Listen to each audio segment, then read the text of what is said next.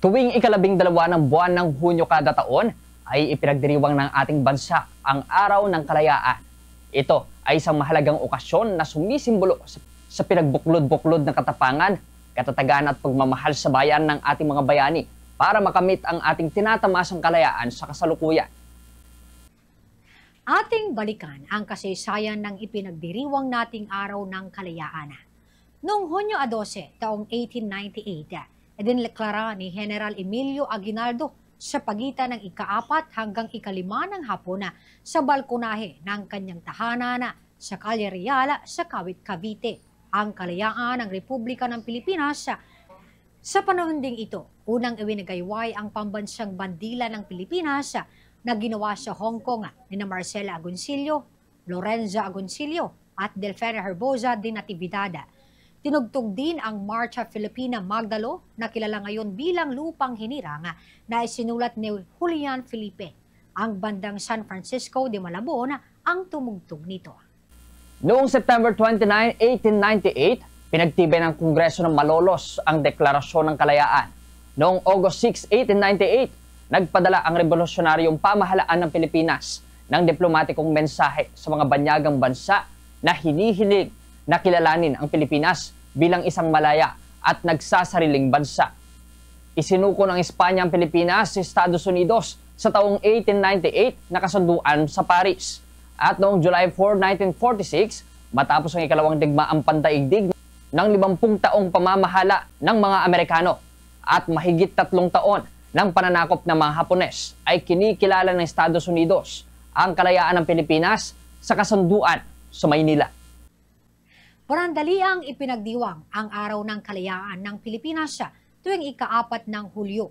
Ngunit noong taong 1962, nagpasya noon ang Pangulo ng Pilipinas na si Diosdado Macapagal sa pamamagitan ng paglagda sa Batas Republika bilang 4166 na ilipat ang pagdiriwang ng Araw ng Kalayaan sa Hunyo 12. Ito ay kabilang sa paggunita sa makasaysayang araw noong 1898. Nang iproklama ni General Aguinaldo ang kalayaan ng Pilipinas, si Pangulong Ferdinand E. Marcos ang humalili kay Pangulong Macapagal. Ang kalaunan ay nagdeklara na ang Hulyo 4 ay kikilalanin bilang Philippine-American Friendship Day. Bawat lalawigan sa bansa ay nakikipagtulungan sa pagdiriwang ng Araw ng Kalayaan taon-taon.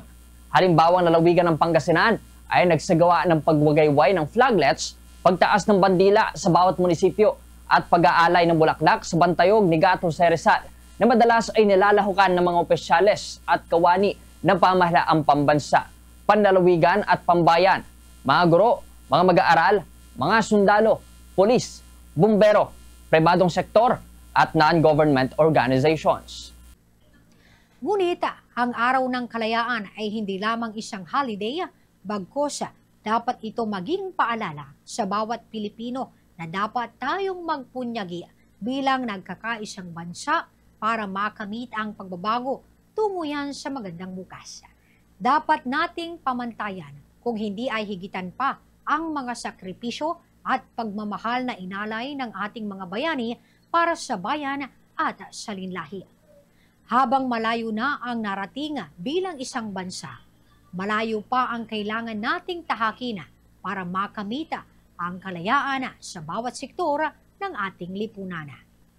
Samantala, ngayong paggunita ng Araw ng Kalayaan o Independence Day, importanteng pakatandaan na ang araw na ito ay pagkasilang ng malayang Pilipinas. Ayon kay Eufemio Agbayani III, historical sites researcher ng National Historical Commission of the Philippines, sa panayam ng Bombo Radyo Dagupan sa kanya, ito ang araw na nagmarka ng deklarasyon ng kalayaan ng mga Pilipino mula yan sa pananakop ng mga Amerikano sa loob ng 48 taon. Ito aniya ang unang proklamasyon ng kalayaan ng Pilipinas na hindi patago kundi hayag na hayag sa publiko. Ika-127 anibersaryo ng proklamasyon ng kalayaan ng ating bansa mula sa pananakop ng mga Espanyol. At itinuturing ito na marami bilang pagkapanganak ng malayang Pilipinas. No? Kung maaalala natin, sa loob ng higit 300 taon ay sinakop tayo ng mga Amerikano yung mga dating magkakahiwalay na pulo ay pinilit na magkaisa bilang isang bansa at yun ay naging Pilipinas. At bagaman maraming mga resistance movements against Spanish rule, nag-solidify lamang yung resistance sa mga Espanyol nung nagsimula ang revolusyon noong August 1896. Naudlot ang revolusyon noong December 1897 nang magkaroon ng kasunduan sa Biak ng Bato, pero nag-resume din agad noong May 1898. At mula nga po nung magtagumpay ang mga Pilipino sa Alapan noong May 28 at ibinigay sa publiko sa unang pagkakataon ng pambansang Watawat noong hapon din iyon, nagsunod-sunod na at naging encouraged na si General Emilio Aguinaldo at ang kanyang mga kasama na handa na tayo na magproklama ng kasarinlan mula sa mga Espanyol. Bagaman binawi ang kasarinlan ito in a sense, no, dahil sinakop ulit tayo ng mga Amerikano at ng mga Hapon, hindi nawala yung pagnanasa ng ating mga ninuno na makitang malaya, nagsasarili, independente ang Pilipinas. At ito yung pinagdiriwang natin tuwing ika-12 ng Hunyo. Na yung Watawat na winagayway doon sa balkon sa gitnang bintana ng bahay ni Aguinaldo, gawa ng mga OFW. Sina Marcela Marino de Agoncillo, yung anak na si Lorenza, at yung pamangkin ni Jose Rizal Delfina Hermosa de Natividad. And maliban sa paggawa ng Watawat, itong si Marcela de Agoncillo, kinailangan niya magtrabaho dahil napahiwalay siya sa kanyang asawa na si Felipe, na pinadala naman sa ibang bansa para makipag-usap sa mga Amerikano at mga Espanyol upang kilalanin nila yung kasarinlan ng Pilipinas. Unfortunately, hindi pinakinggan si Felipe at nabuo nga yung tinatawag natin Treaty of Paris. Maliban po doon, yung June 12 po, yan yung unang instance na nagproklama tayo ng kalayaan na hayag, sabihin open. Libo-libo yung sinasabing tumating, may anunso ito sa maraming tao. Mga previous proclamations of independence kasi malihim. Katulad nung nasa Kuweba ng Pamitinan noong April 1896. Meron din isang proklamasyon na nilabas si Aguinaldo noong October 1896. Kung yan nagkakamali. Lahat ito very private, very hidden. Pero itong June 12 yung hayag na hayag. And ang karamihan po sa mga pumirman, Proclamation of June 12, yung mga present at marami sa kanila mga sundalo, kaya kinailangan na magkaroon ulit ng isang assembly na ginanap naman sa Bacoor noong August 1, 1898, na ang mga nakapirma naman ay ang mga punong bayan o mga alkalde ng iba't ibang lalawigan na napalayan na mula sa control ng mga Espanyol. So, in June 12, very pivotal pa rin yung pangyayari sa ating kasaysayan at yan po ang dahilan kung bakit sineselebrate pa rin natin. Yung kalayaan kasi na pinaglaban ng ating mga ninuno, especially sa Hiraya ng Andres Bonifacio, ang desire kasi nila niyan, hindi lang political separation from Spain. Gusto rin nila na yung kalayaan na yan, mayroong maaluan, pakiramdam, may tinatawag na rin kaginawakan, na hindi ka mag-aalala, ano yung susunod mong kakainin, hindi ka nag-aalala kung may huli ba sa'yo bigla, ganyan. May kaginhawaan din. And may katwiran. No? Ano may sabihin ng katwiran? Yung tama ay na bibigyan parangal, na re-reward, yung mali na paparusahan. O kaya ngayon, ginagamit pa man, katumbasalos yan ng katarungan. So yung independence, yung kalayaan na gusto na noong unang panahon ay hindi lang political but also social, cultural, moral. Sa kasalukuyang panahon, hindi yung hinihingi natin or inaasam natin na kalayaan na hindi lang tayo separate na country pero sa level ng individual, kaya natin gawin yung ano yung kaya natin gawin yung dapat natin gawin bilang pambayanan, bilang bansa, kapantay ang turing sa atin ng iba pang bansa. Malaya tayo ipagtanggol ng ating mga teritoryo mula sa mga magtatangkang sa pupi ito. Kailangan siguro maging reminder no, na ang kalayaan hindi po yan tipong basta gagawin ko na lang ang gustong gawin. Kasi malaya naman ako. I'm free, I'm liberated. Rather, ang kalayaan na ideal para sa mga Pilipino ay yung tipo ng kalayaan na malaya tayong gawin kung anong tama, ano yung makatutulong sa ating kapwa. Kung makakapahamak lang sa iba, hindi natin gagawin. Yung landas ng ating paglaya. Kasi typically yan, pinaglalaban, literal, na nagkakagera, nagkakaroon ng Wars of Independence, bago makamit. Sa atin nagkaroon tayo ng gano'n. Nakipagdigma tayo sa mga Espanyol at nung natalo yung mga Espanyol, mga Espanyol-Amerikano, makipagdigma din tayo. Pero natalo tayo ng Amerikano sa digma yun. So, pumasok din tayo doon sa negotiated form of getting independence na nakamit din ng iba pa mga bansa mas recently. So, sa pamamagitan ng diplomasya, tuloy-tuloy, sinasabi natin, gusto namin mag-independent, kailan niyo pa kami palalayain na. Hindi nyo nangyari noong July 4, 1946, kinilala na sa wakas ng Estados Unidos yung ating kalayaan. So we have both.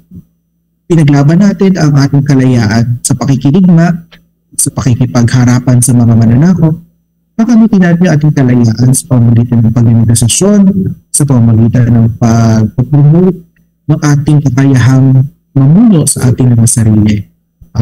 Ang tanong ngayon is, ito ay national independence, political independence, kalayaan ng Pilipinas bilang bansa. Ang tanong ngayon, ano ang implikasyon nito sa mga individual? Lahat ba ng mga Pilipino ay nakakaranas ng mga individual ng kalayaan na inaasahan sana natin makakamit? Whether maglaan tayo ng oras para pinanglamin yung mga aral ng kasaysayan at yung kasaysayan na nagdulot sa ating mga kalayaan bilang mga individual at bilang bansa. And inaanyahan ko po ang lahat ng mga kababayan na makilahok sa mga gawain tungkol sa aral ng kalayaan, nasaan man sila sa Pilipinas o saan man sa mundo. Ang pagiging malaya mula sa kagutuman kung saan mura ang mga pangunahing bilihin para masigurado na ang bawat pamilyang Pilipino ay may angkop at wastong pagkain sa kanilang hapagkainan. Ang pagiging malaya mula sa kahirapan kung saan mabibigyan ng trabaho at wastong aumento sa sahod ang mga Pilipino para makapamuhay ng maayos at matiwasay. Ang pagiging malaya mula sa karahasan kung saan ang bawat Pilipino ay makakapamuhay ng ligtas at payapa mula sa anumang anyo nito. At ang pagiging malaya mula sa pananakot ng mga manlulupig kung saan malaya tayo nakakapaglayag sa ating sariling teritoryo at naiihayag ang ating mga karapatan sa ilalim ng international law. Sa paglipas ng panahon, ang Araw ng Kalayaan ay nagsisilbing tanglaw na ipinasa ng ating mga bayani para patuloy na mag-alab sa ating mga puso at isipan ang pagmamahal at paglingkod sa bayan at mawakasan ang mga suliranin sa ating lipunan. Ito ay mahalaga sa tagumpay ng ating bansa at naway maalala sana natin na hindi matutumbasan ng kahit na anong halaga o anumang bagay ang ating kasarinlan at ang katangian na pagiging matapat sa ating bayan. Isang mahalagang kaganapan sa Pilipinas ang proklamasyon ng kasarinlan ng bansa noong June 12, 1898 dahil ito ang kauna-unahang pagkakataon na naramdaman ang kalayaan ng mga Pilipino. Sa panayam ng Bomboraj Dagupan kay historian Michael Charleston Xiaochuba, ang pagkakaroon ng pambansang watawat at awit ay nagpapakita ng paglaban para sa kalayaan ng bansa mula sa 333 taon na pananakop ng Espanya. Anya, ang pakikipagdigmaan ng mga bayani para sa kalayaan ng bansa ay hindi lang nagbigay inspirasyon sa ating bansa, kundi maging sa kalapit bansa rin. Well, bagamat nasakop tayo ng Amerikano pagkatapos nito for another half a century, napakahalaga noong June 12, 1898 nang proklamahin natin yung ating kasarinlan dahil ito yung pinakaunang pagkakataon na naramdaman nating malaya ang Pilipino after 333 years of Spanish colonialism.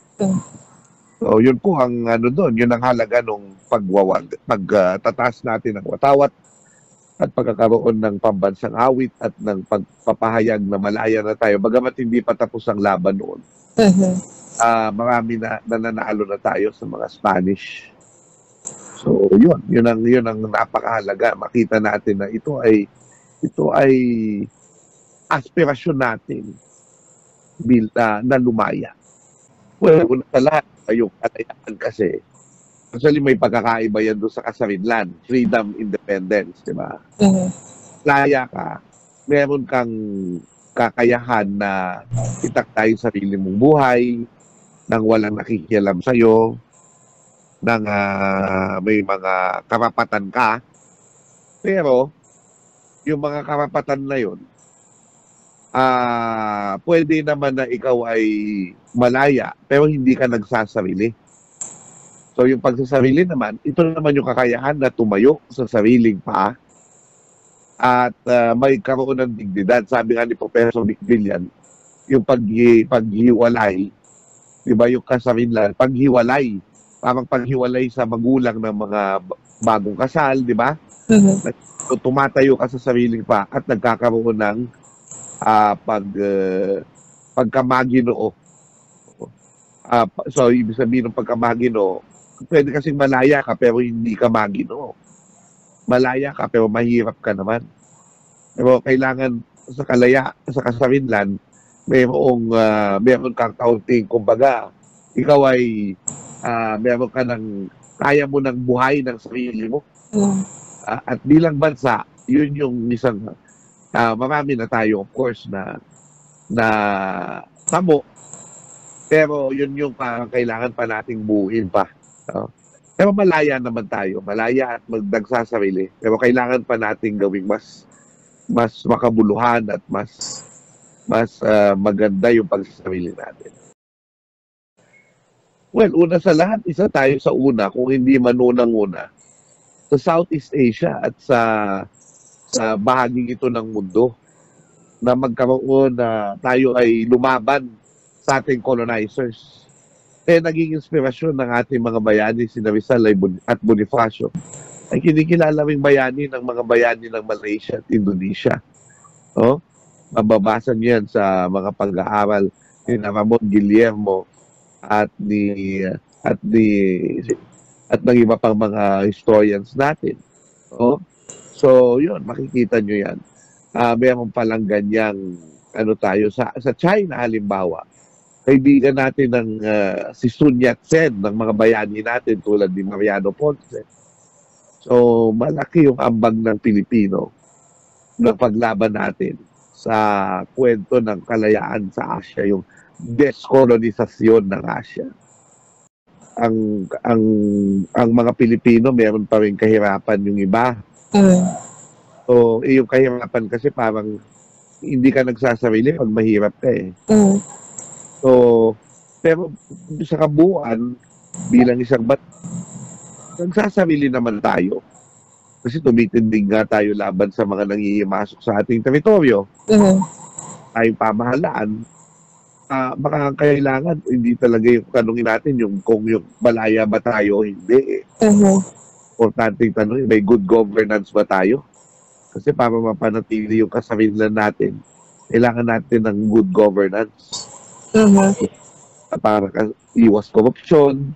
Yan. Kasi korupsyon, yung pagkakahati-hati, yung politics na para tayong divided. Diba, kalaban ng kasarinlan yan, sabi ni Gregorio de Jesus at Bonifacio. Sa paggunita natin sa araw na ito, naway maging inspirasyon ito upang mas ipabayuhin pa natin ang ating mga adhikain para sa mas maunlad, mapayapa at makatarungang Pilipinas. Ang kalayaan natin ay nagsisilbing gabay sa ating patuloy na pag-asa at pagkakakilanlan bilang isang malayang bansa. Tungkulin natin bilang isang Pilipino na alalahanin ang araw na ito. Makiisa sa pagdiriwang ng ating kalayaan. Gunitain ang kabayanihan at kadakilaan ng mga Pilipinong nauna sa atin upang pagkalooban tayo ng isang malayang bansa, kung kaya tayo ngayon ay kabilang sa mamamayang malaya. Maligayang araw ng kalayaan. Mga kabombo, sumainyo ang ating special feature sa araw na ito. Inyong nakasama, Bombo Myra Reside at Bombo Justin Ramos para sa #1 and most trusted radio network in the country, Bombo Radio Philippines. Basta Radio, Bombo!